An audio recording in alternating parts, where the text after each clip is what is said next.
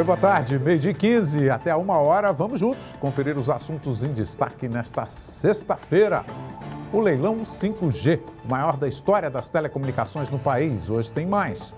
Conferência do Clima. Hoje o dia é dedicado aos jovens. A conferência também discute temas promovidos pelo governo brasileiro. O IBGE faz os testes para o censo do ano que vem. Traficantes trocam tiros numa praia de Cancún, no México, e deixam os turistas apavorados. No litoral de São Paulo, os cuidados com um veleiro que encalhou em 1895. Um amazonense e uma marroquina, juntos, eles fizeram uma história em quadrinhos e agora concorrem ao principal prêmio dessa categoria. E claro, sexta-feira, as opções de diversão na nossa agenda cultural. 5 de novembro, Repórter Brasil Tarde está no ar.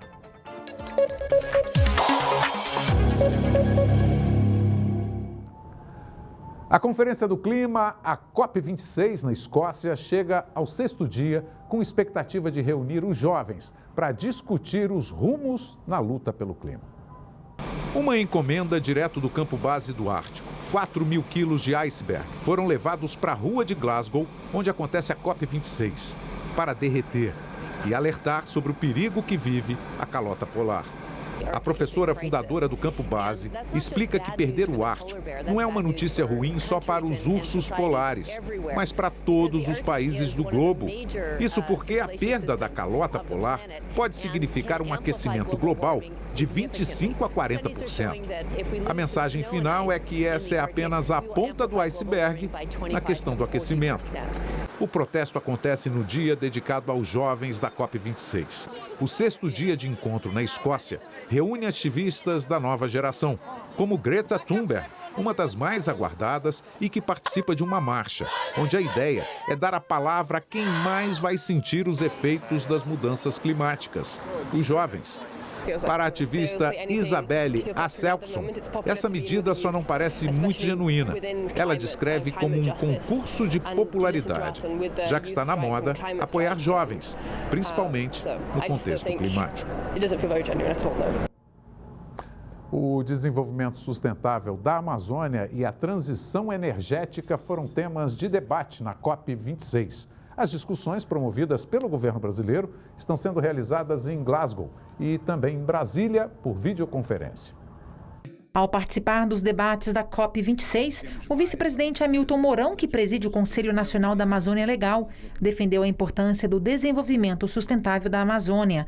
Segundo ele, o futuro da região está ligado à bioeconomia. A gente não tem a mínima dúvida que nós podemos desenvolver a Amazônia sem derrubar uma única árvore. Essa é a visão do futuro para a Amazônia. Utilizando a biodiversidade, a riqueza da floresta, que nós ainda desconhecemos grande parte dela. O ministro do Meio Ambiente, que também participou das discussões, citou alguns programas do governo federal em prol da preservação da Amazônia, como Floresta Mais, de pagamento por serviços ambientais. Se a gente também colocar junto ao produto da bioeconomia da Amazônia o valor da atividade de proteger floresta, eu acho que nós vamos fazer com certeza uma política que vai transformar o território. Também presente aos debates da COP26, o ministro do Desenvolvimento Regional disse que a produção aliada às questões ambientais é o grande desafio do planeta. Interagir com a natureza, ter sustentabilidade, trazer o ser humano para dentro desse processo, ao invés dele ser o predador, ele ser o cuidador. A questão alimentar também fez parte dos debates na conferência. O governo federal apresentou o programa Alimenta Brasil, criado para enfrentar a situação de insegurança alimentar e que também prioriza o consumo de baixo carbono. O Alimenta Brasil ele faz a interface entre quem produz e aqueles que de fato necessitam desses produtos, dando ênfase inclusive para a produção e o consumo local. O que por si só já é uma bandeira hoje que repercute muito internacionalmente, especialmente na Europa e também nos Estados Unidos, pois demonstra-se dessa maneira um consumo de baixo carbono. E a Índia celebrou o Diwali, o Festival das Luzes, sob uma densa nuvem de poluição. Os índices estavam 15 vezes acima do recomendado. As fotos da festa provam que os indianos não deixaram passar em branco o Diwali, o Festival das Luzes, mas este ano foi sob alerta. Desde ontem, várias regiões da Índia acordaram sob uma densa nuvem de poluição e micropartículas, o que dificulta a respiração e põe em risco a saúde. As emissões de gases tóxicos, que fazem a capital Nova Delhi liderar a lista das cidades mais poluídas do planeta, vêm da indústria, do trânsito e de queimadas. Mais uma vez, os fogos de artifício típicos do festival foram proibidos, mas mesmo assim foram ouvidos em algumas partes do país. O nível de micropartículas de poluição no ar chegou a 15 vezes acima do que é tolerado pela Organização Mundial da Saúde. Este oftalmologista diz que já espera um aumento no número de pacientes nos próximos dias, depois desses episódios. Este morador de Kanpur diz que a diferença na respiração de um dia para o outro é clara. Muita gente decidiu nem sair de casa. O governo da Índia é muitas vezes acusado de não agir para controlar e combater a poluição no segundo país mais populoso do mundo. E uma startup israelense juntou-se à luta contra o aquecimento global e buscou inspiração na alta atmosfera. Criou balões que capturam dióxido de carbono. As emissões de dióxido de carbono da queima de combustíveis fósseis e da agricultura industrial são a principal causa das mudanças climáticas. Mas remover o CO2 da atmosfera em temperaturas padrão ainda é caro, requer muita energia e tecnologia. Aí é que entra a ideia da startup israelense High Hopes Labs. Ela desenvolveu um sistema que captura o carbono onde ele quase se solidificou, bem acima da Terra. O fundador da empresa, Nadav Mansdorf, explica que o carbono está congelando em menos 80 graus Celsius e o único lugar onde podemos encontrar carbono em uma temperatura próxima a isso fica a 15 quilômetros acima de nossas cabeças. É um processo mais fácil e que precisa de muito menos esforço. A empresa testou esse sistema em pequena escala, lançando balões cheios de gás com uma caixa que serve como um dispositivo de captura de carbono. O carbono congelado é então separado do ar para ser trazido de volta à Terra e, o melhor, pode ser reciclado. A empresa pretende construir balões maiores dentro de 2 anos, cada um com capacidade de remover 1 tonelada de carbono por dia. Isso tudo a um custo abaixo de $100, o equivalente a R$ 557, muito menos do que as instalações terrestres atualmente em uso. A Anatel, a Agência Nacional de Telecomunicações, retomou hoje o leilão da tecnologia 5G de internet. É o maior do setor de telecomunicações no Brasil. A repórter Márcia Fernandes, ao vivo lá de Brasília, conta pra gente como é que foi esse segundo dia de leilão. Oi, Márcia, boa tarde para você.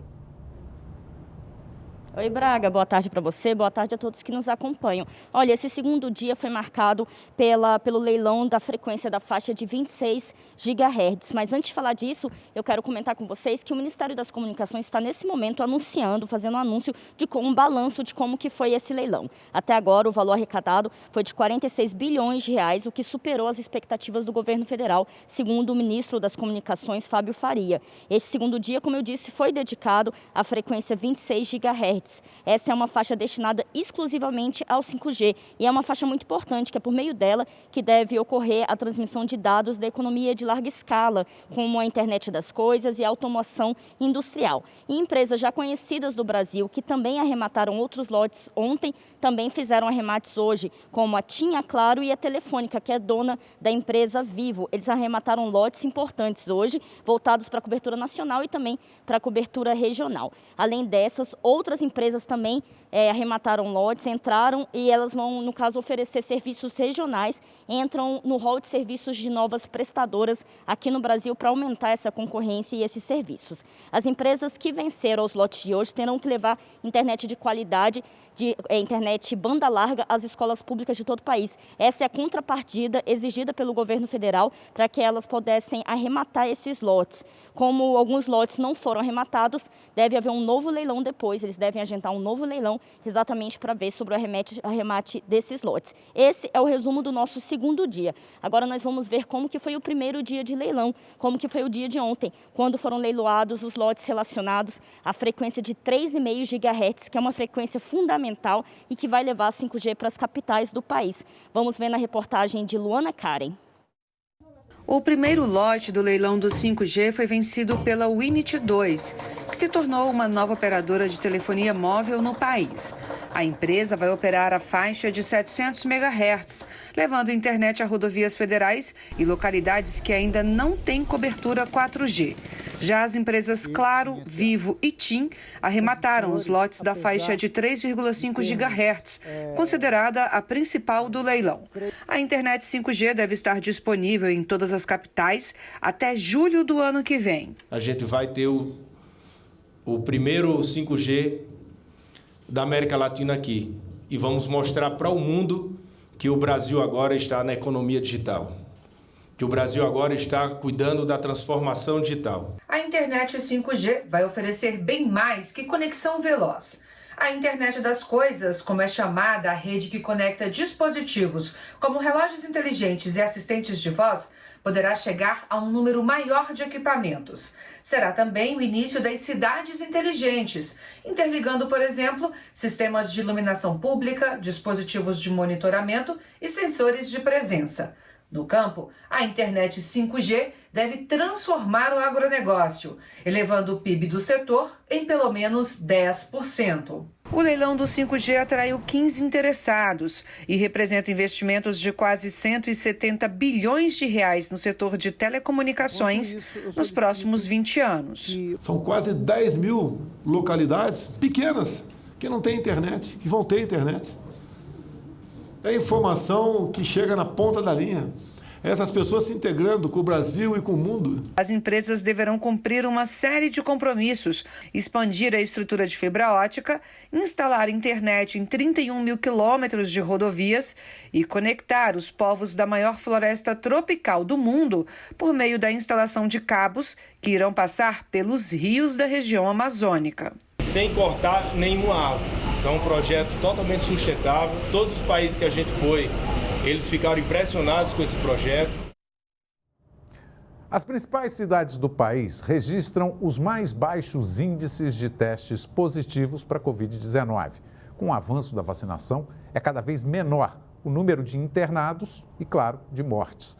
Hoje e no fim de semana, a vacinação continua por todo o país. Em cada estado, você consulta o site da Secretaria de Saúde para ver quem tem a prioridade de tomar a segunda, a primeira ou a dose de reforço. Vamos agora conferir como é que anda a vacinação por todo o país com informações do Ministério da Saúde. Vamos lá, doses distribuídas 334.307.892. Doses aplicadas já chegam a quase 278 milhões, 277.865.826. Pessoas com a primeira dose, 155.516.522. Pessoas que já tomaram as duas doses ou a dose única, estando com ciclo de imunização completo, 122.349.304. E pessoas que já receberam a dose de reforço, 8.587.487. O presidente Jair Bolsonaro prestou depoimento sobre a suposta tentativa de interferir na Polícia Federal para blindar familiares e aliados de investigações. Ele negou as acusações feitas pelo ex-ministro Sérgio Moro e disse que não havia falta de confiança no trabalho do então diretor-geral da corporação, Maurício Valeixo.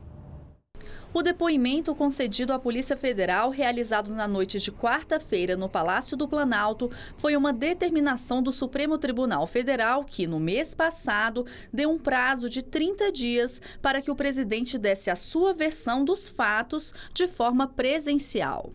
De acordo com o documento que traz as respostas do presidente ao delegado da PF, Leopoldo Lacerda, Bolsonaro confirma que em 2019 pediu a troca do diretor-geral da corporação ao ministro Sérgio Moro em razão da falta de interlocução entre ele e Maurício Valeixo. Afirma também que nunca teve como intenção obter informações privilegiadas de investigações sigilosas ou relatórios da Polícia Federal. O presidente disse que cobrou do ex-ministro Sérgio Moro uma investigação mais célere sobre o atentado que sofreu, mas que não observou nenhum empenho de Moro em solucionar o assunto. Ressaltou também que não fez nenhum tipo de pedido relacionado à investigação, nem interferiu no andamento dos trabalhos. No depoimento, Bolsonaro ainda afirmou que Moro teria concordado em substituir Valeixo pelo delegado Alexandre Ramalho. Mas, de acordo com o presidente, o ex-ministro pediu que a nomeação ocorresse depois que ele fosse indicado para uma vaga no Supremo Tribunal Federal. Em nota, o ex-ministro da Justiça e Segurança Pública, Sérgio Moro, contestou a declaração do presidente Jair Bolsonaro. Ele negou ter condicionado uma eventual troca no comando da Polícia Federal à indicação ao Supremo Tribunal Federal. Afirmou ainda que não troca princípios por cargos. Também em nota, a defesa do ex-ministro Sérgio Moro disse que foi surpreendida com um depoimento do presidente e que deveria ter sido comunicada previamente para participar e fazer questionamentos.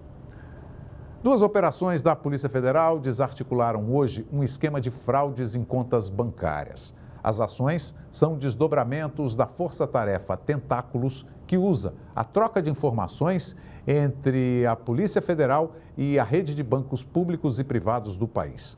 As operações Fraude Card e Empório da Fraude cumpriram 24 mandados de busca e apreensão e um de prisão temporária em São Paulo, além da quebra de sigilo bancário e sequestro de bens dos investigados.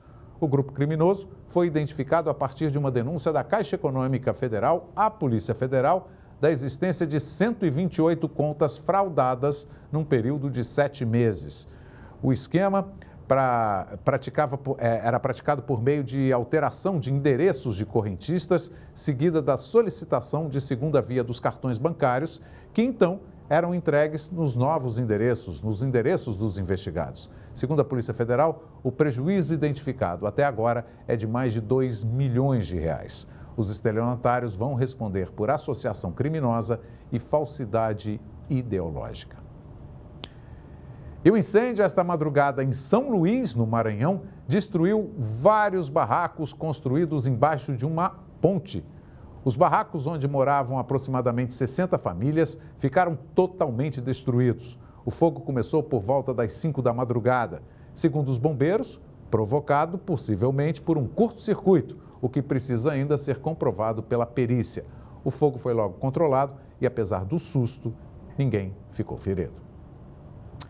A Prefeitura de Santos, no litoral paulista, está melhorando o isolamento de uma faixa de areia na praia do Boqueirão. Motivo? Um veleiro do século XIX que encalhou e hoje em dia está quase todo coberto pela areia. Estão sendo colocadas 24 barras metálicas com base de concreto. Elas vão segurar cabos de aço para as boias de sinalização. Tudo para evitar que banhistas acessem a área e acabem se machucando nos restos da embarcação que estão aparentes. Estudiosos dizem se tratar do veleiro Kestrel, que encalhou em 1895 depois de uma tempestade. A área foi examinada com um sonar há 4 anos, que revelou a estrutura do barco enterrada a uma profundidade de até 3 metros. O estudo também apontou a presença de uma grande estrutura de metal dentro do barco, que seria utilizada para guardar carvão. Os serviços de emergência italianos fizeram 2 dramáticas operações de resgate esta semana. Eles ajudaram mais de 200 migrantes de navios encalhados a chegar até a costa em meio ao mar agitado.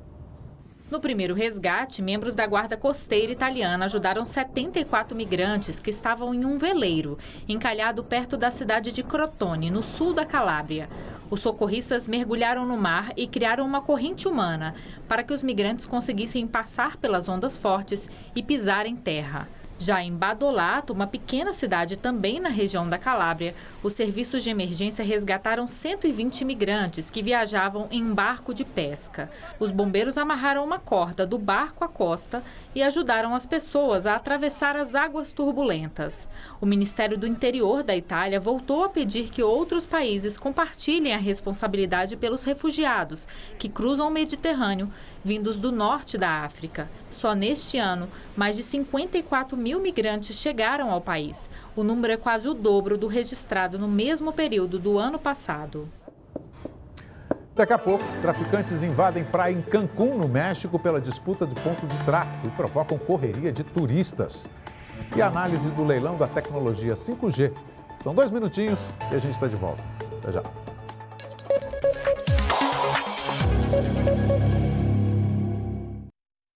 Um tiroteio entre traficantes deixou turistas assustados numa praia de Cancún, no México. Os turistas correram para se abrigar dentro de um hotel. O tiroteio entre traficantes de drogas pelo controle do tráfico na região deixou 2 bandidos mortos. O cenário foi uma praia de Puerto Morelos, no México, no tradicional destino de férias de Cancún.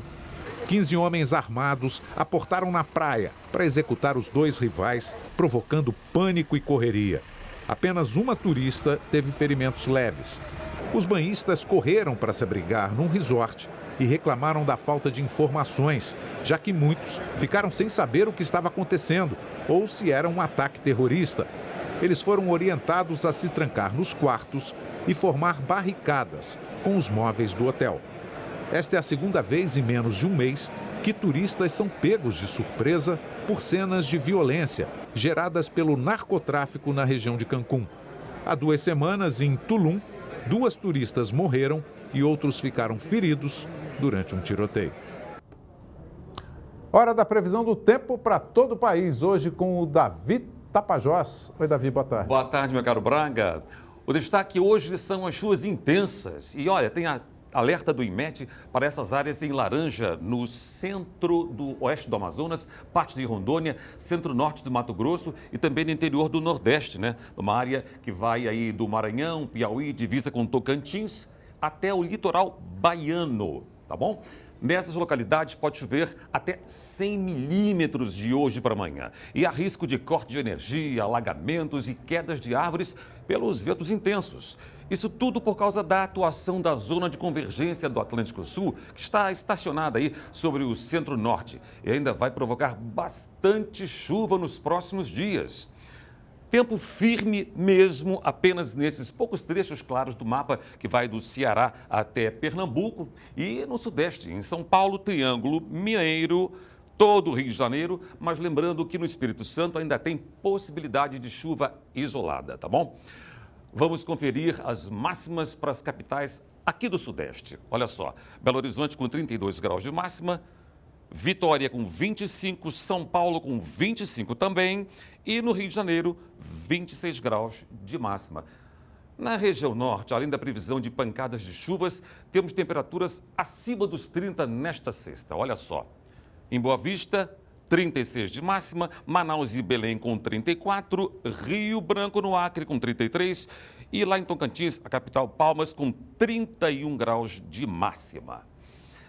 Olha, no sul do país, as máximas vão diminuir no fim de semana com a chegada de uma frente fria. Mais uma, né? A gente vê imagens ao vivo de Caxias do Sul, no Rio Grande do Sul. Céu com muitas nuvens, ventos fracos. Hoje a máxima chega aos 33 e amanhã já despenca para 23 graus. No domingo, não deve passar dos 19. E na segunda a gente volta com outras informações sobre o clima. Um bom fim de semana, meu Braga. Ok, obrigado, Davi. Bom fim de semana para você. O IBGE realiza testes no país para o censo do ano que vem. Entrevistadores vão simular com detalhes as práticas da pesquisa.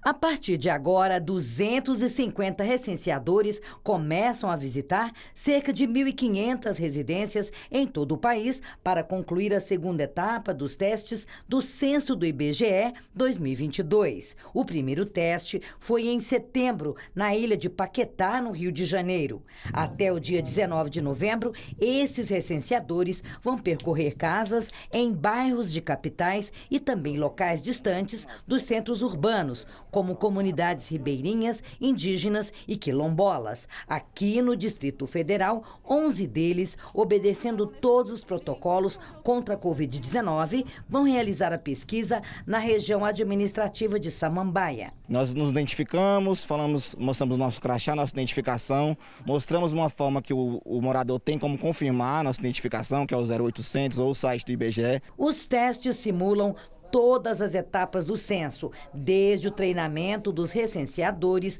montagem do posto e abordagem e a coleta de dados nas residências. As informações prestadas pelos moradores são confidenciais e sigilosas. Se a pessoa nega informações, não responde direito, aí lógico que você não vai ter uma pesquisa correta.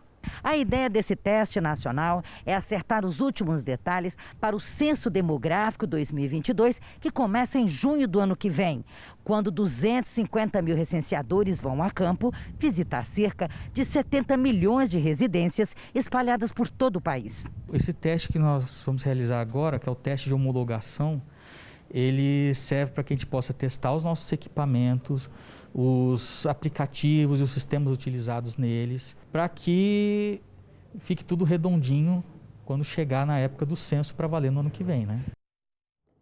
Vamos voltar a falar sobre o maior leilão das telecomunicações, o 5G, que está praticamente definido, uma revolução na vida de todos nós. Assunto para o nosso comentarista de política e economia, professor Ricardo Caldas. Professor, boa tarde. É exagero a gente falar de um Brasil antes de 5G e depois de 5G? Boa tarde, Braga. Boa tarde a todos que estão nos assistindo. Não, não é exagero, não. A 5G, essa tecnologia 5G está trazendo uma revolução para nós. Ela vai afetar muito a internet, a chamada internet das coisas, que agora já está dialogando com a inteligência artificial. Então, a gente está realmente já entrando no mundo novo. Agora, o ponto positivo que eu queria mencionar é que esse leilão foi um sucesso.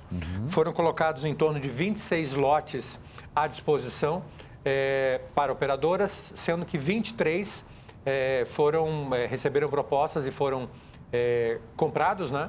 E apenas 3 sobraram que podem ser recolocados numa futura oportunidade. Então, ele foi um sucesso, o governo arrecadou mais de 7 bilhões dos 2 bilhões previstos e está se aguardando investimentos da ordem de 50 bilhões de reais e alguns já até estimando que esses investimentos podem chegar a 100 bilhões de reais. Professor, medicina, agricultura, o que o senhor destacaria como a maior revolução aí com o 5G?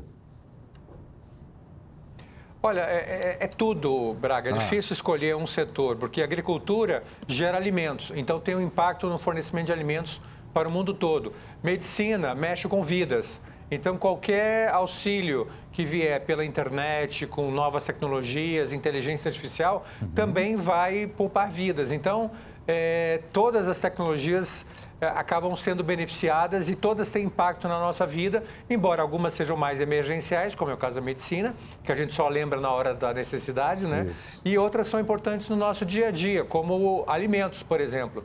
Então, eu diria que todos os setores da economia acabarão sendo impactados, alguns com mais força, outros com menos força, mas toda a economia acaba girando em torno disso e também da chamada indústria 4.0, né? Que é a nova fase, né? A nova revolução industrial. Que bom, ganhamos todos nós. Professor, obrigado. Bom fim de semana para o senhor. Até segunda-feira. Um abraço. 2 artistas, um do Amazonas e uma do Marrocos, se conheceram pela internet. Se uniram e produziram uma história em quadrinhos baseada na cultura deles, cultura de cada um. E agora, essa obra concorre ao principal prêmio da categoria no Brasil. A equipe da TV Encontro das Águas conta essa história pra gente. Um portal entre Marrocos e a Amazônia é o pano de fundo do roteiro de Fronteira. A história em quadrinhos produzida pelo artista maranhense Eunuques e a quadrinista Malika da Rio. O casal se conheceu durante um trabalho de artes e, através da internet, o contato continuou. A partir daí, começou a história de amor que é contada de forma fictícia no HQ, através dos personagens Kika e Caboquinho. Primeiro, eu recebi um convite no Facebook de um estranho de cabelo grande. Ele pediu para mim fazer um desenho de uma lenda aqui de Marrocos, que ele está fazendo um livro onde participa desenhistas de vários países com várias lendas. E a gente ficamos conversando, eu mostro mais para ele algumas coisas, eu converso com ele sobre o Marrocos, ele me fala sobre o Brasil. Aí comecei a ter essa curiosidade, quero conhecer o Brasil. Aí um dia eu fui e comprei uma passagem de ida e volta. Eu achava que eu vou passar só um mês aqui no Brasil e vou voltar. Mas quando eu cheguei, me pediu para casamento e a gente casamos. Os artistas se basearam na própria história para criar o universo de Fronteira. Este era um sonho que eles tinham desde que começaram a relação. O que eles não esperavam era que o trabalho fosse indicado ao Oscar Nacional dos Quadrinhos, o HQ Mix. Ao longo do tempo, nós fomos pegando essa ideia tornando ela mais palpável, né? E aí, depois de um período de tempo, a gente descobriu, através de um colega nosso, que nós fomos indicados ao HQ Mix. E para nós foi surpresa, porque, na verdade, nós não estávamos esperando ser indicado, né? Essa premiação vai ser no dia 27 de dezembro, e nós estamos aqui ansiosos, esperando ganhar esse troféu do HQ Mix. A união de Eunuques e Malika representa mais que uma história de amor. É um encontro de culturas, povos e continentes que ultrapassou barreiras. Daqui a pouco, na Série B, o Vasco foi do céu ao inferno em pouquíssimo tempo e no finalzinho do jogo. E a final da Série D do Brasileirão, com transmissão exclusiva aqui pela TV Brasil. No Dia da Cultura, as opções de diversão por todo o país na nossa agenda cultural. Até já.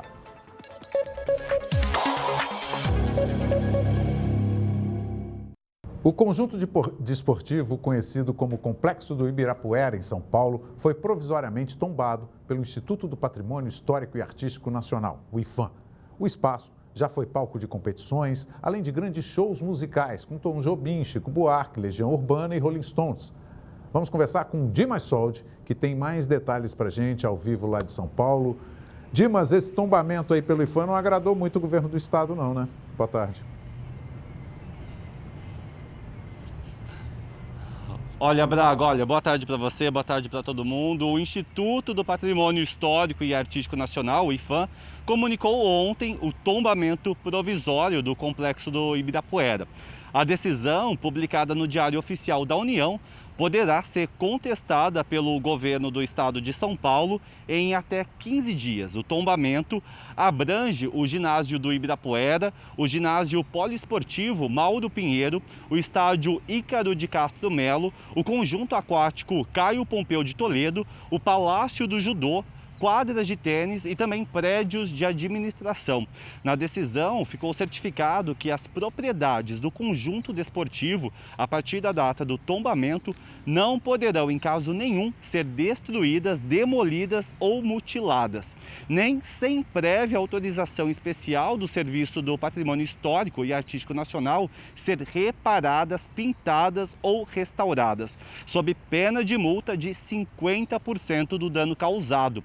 O tombamento frustra os planos do governo estadual de oferecer o complexo à iniciativa privada para a construção de arena multiuso com torres comerciais e também a transformação do ginásio esportivo em shopping center. Em nota, o governo de São Paulo informou que tomará todas as medidas para reverter a decisão publicada pelo IPHAN. Ainda na nota, o Estado considera que não há qualquer fundamento que ampare o tombamento provisório das instalações do complexo desportivo. E um dos argumentos do governo estadual são os custos de manutenção dos espaços, que hoje giram em torno de 15 milhões de reais por ano.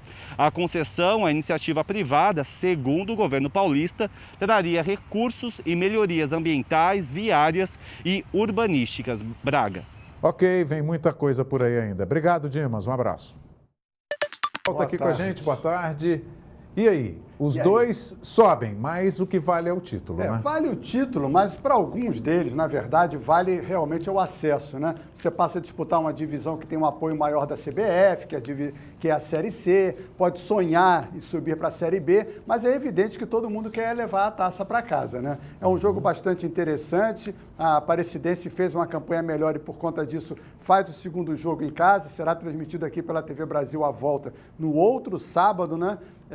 E é um jogo que sem prognóstico, porque, na verdade, como houve a classificação e a festa, o que vai acontecer agora? Como vão entrar em campo? Bocage, mudando de assunto rapidinho. Vasco foi do céu ao inferno contra o Guarani. Rapidamente. Explica isso pra gente. Entrou num bugre e acabou sendo atropelado por ele, né? Perdeu o pênalti. Perdeu o pênalti e no contra-ataque sofreu um gol que deixa o Vasco a 7 pontos do G4, numa situação muito delicada na Série B, e o Guarani continua sonhando com acesso para a Série A depois desse gol aí no finalzinho da partida. Lembrou muito o Vasco e Cruzeiro, que o Vasco teria feito 2-0 e terminou 1-1. Beleza. Bocage, obrigado. Bom fim de semana. Um abraço. A NASA vai lançar este mês uma nave espacial que tem como foco os asteroides. Ela faz parte do novo sistema de defesa da Terra. Essa vai ser a primeira missão de teste de defesa planetária da Agência Espacial. O chamado DART tem como tarefa colidir com um asteroide. Na verdade, o asteroide duplo Didymos e sua lua Dimorphos. Com isso, a NASA quer determinar se o impacto da espaçonave mudará o curso do asteroide. O oficial de defesa planetária da agência, Lindley Johnson, explica que esse é um teste do potencial tecnológico contra um asteroide que poderia entrar em rota com a Terra no futuro. Queremos saber como a espaçonave funciona e qual será a reação do asteroide ao impacto, antes mesmo de entrarmos em uma situação como essa, afirma Lindley. O DART será lançado no dia 24 de novembro, da base da Força Aérea de Vandenberg, na Califórnia. A nave chegará a Didymos e Dimorphos no outono de 2022. E a NASA tranquiliza quem ficou preocupado com a notícia. Nenhum asteroide representa uma ameaça atual para a Terra. Bom, né?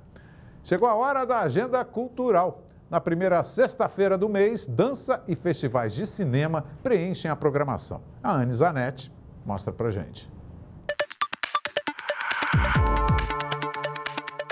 A agenda de hoje traz a dança como reflexão sobre o tempo e os efeitos deixados por ele. O Itaú Cultural está com a mostra Dança Agora, que reúne cenas, espetáculos inéditos, bate-papos e oficinas com artistas da dança de 12 estados em apresentações virtuais na plataforma Zoom. Este é o Da Porteira para Dentro, Da Porteira para Fora, de uma das referências da dança, a baiana Inaicira Falcão, que mergulha na ancestralidade e questiona o que a fez escolher a dança ou até mesmo se a dança a escolheu. A mostra acontece até domingo e depois retoma a partir de quarta-feira. Da dança, nós vamos agora para duas programações de cinema. A primeira é a Mostra Sesc, um dos principais canais de incentivo e fomento ao cinema independente brasileiro. Você já foi na Avenida Paulista? O evento acontece ao longo do mês de novembro em formato 100% digital. Uma comissão avaliou as mais de 1.900 obras inscritas e selecionou as 31 melhores obras de todas as regiões do país.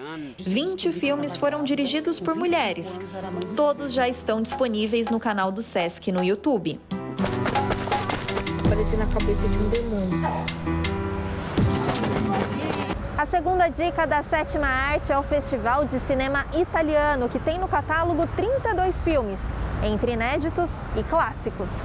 8 dos filmes estiveram presentes na seleção do renomado Festival de Veneza deste ano.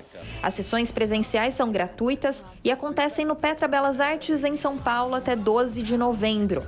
Já o formato online vai até 5 de dezembro, no site do festival. É de graça. I nostri bambini hanno bisogno di normalità. Às 7 da noite no Repórter Brasil. Você pode rever nossas reportagens nas redes sociais. Tenham todos uma boa tarde, um ótimo fim de semana. A gente se encontra na segunda, a partir do 12h15. Até lá. Tchau.